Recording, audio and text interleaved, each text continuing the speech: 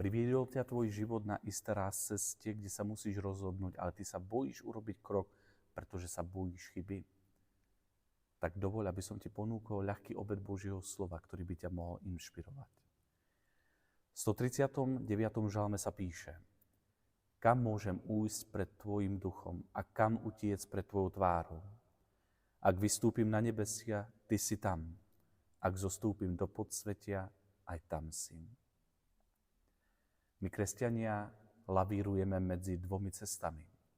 Jedna, ktorá hovorí, že všetky cesty sú správne a vedú do správneho cieľa, a druhá, ktorá nás môže paralyzovať strachom urobiť chybu, aby sme zo správnej cesty nezišli.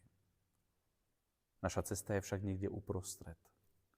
Nebojíme sa urobiť chybu, pretože veľmi dobre vieme, že Boh je spolu s nami aj v našich chybných rozhodnutiach.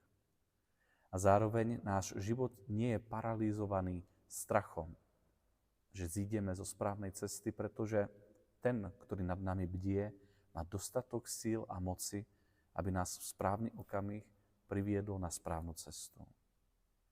Najväčšou chybou, ktorú môžeš urobiť vo svojom živote, je báť sa urobiť chybu.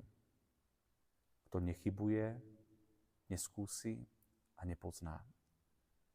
Neboj sa urobiť chybu, pretože hoci nie každá cesta vedie do správneho cieľa, neexistuje cesta, na ktorej by Boh nás nedokázal otočiť a priviesť správnym smerom. Sú rozhodnutia, ktoré sú zlé, a sú cesty, ktoré vedú zo správnej cesty na nesprávne. Ale neexistuje také rozhodnutie alebo taká cesta, na ktorej by nebol prítomný Boh. Nielen z chleba žije človek. Ak ťa toto zamyslenie oslovilo, tak mi prosím daj like. Poprípadne môžeš napísať do komentára, ktoré z myšlienok ťa oslovili najviac, alebo aký verš ťa sprevádzal v tomto týždni alebo v týchto dňoch. Zároveň, ak poznáš vo svojom okolí niekoho, kto má problém urobiť rozhodnutia, bojí sa, pošli mu toto zamyslenie. Možno, že ho inšpiruje a pomôže mu, aby sa dokázal rozhýbať. Prajem vám krásny a požehnaný víkend.